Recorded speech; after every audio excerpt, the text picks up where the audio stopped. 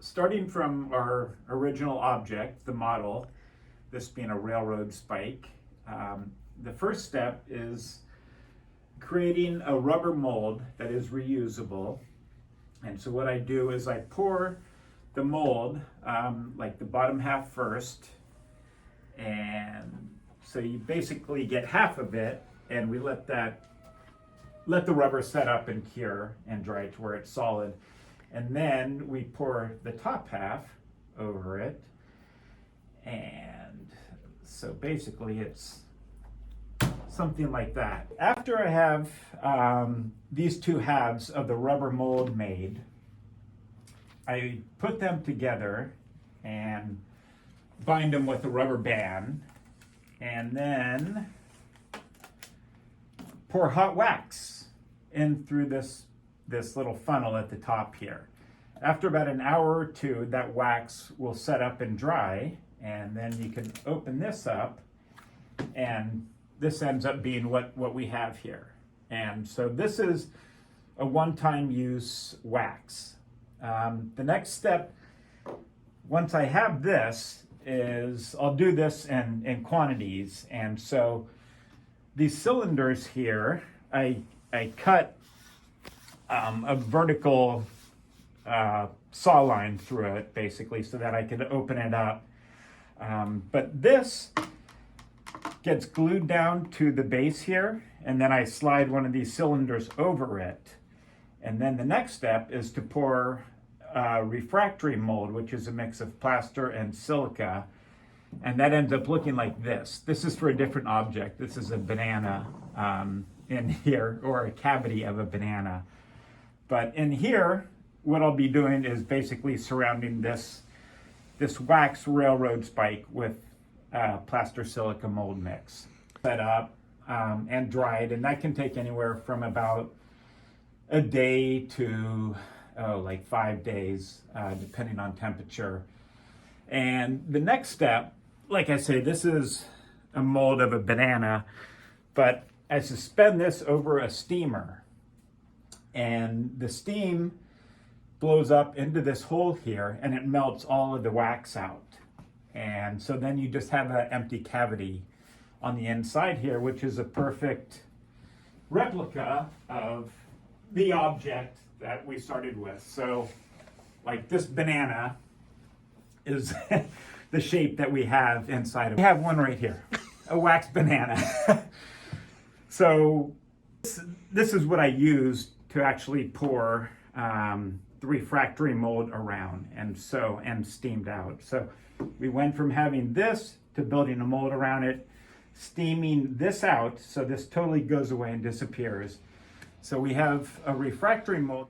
The next step after that is casting glass into this object.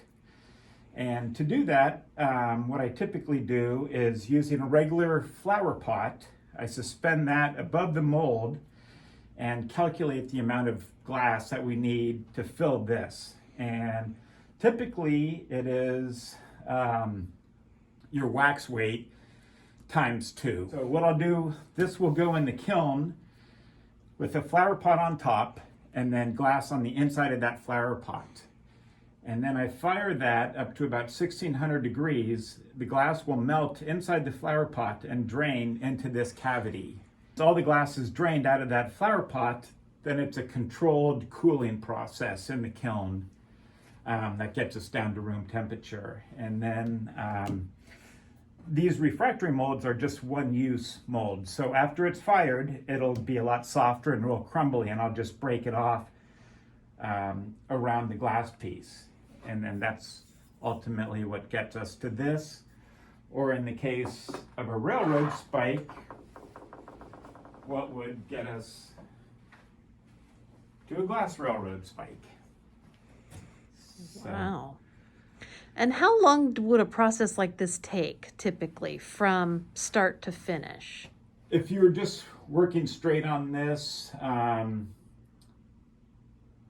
if you include the drying time, then it's upwards of a week. If without the drying time, you'd probably still need about 3 or 4 days just to allow things to dry and cure. The amount of time that the glass is in the kiln is largely dependent on the thickness of the piece. And so a pretty thin object like this will be in the kiln about 2 to 3 days. An object like this railroad rail, this is in the kiln for about a week because it has really thick parts to it and requires what we call annealing time, and that's the process of the molecules reconfiguring in the glass in a way that's like very stable and where it's all very happy. There's no stress in the glass, basically. So that's a controlled cooling process.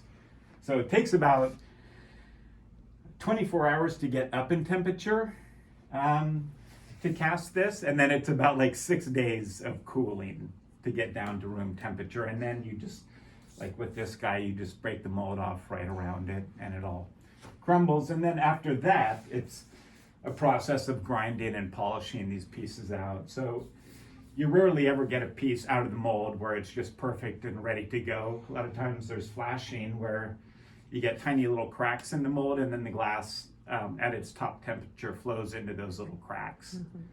And so you get just little bits of flashing. So through a lot of grinding, and then I actually finished the pieces by sandblasting it and then acid etching it. So that's what this piece still has to be ground and polished and then sandblasted and acid etched, and then it'll be complete.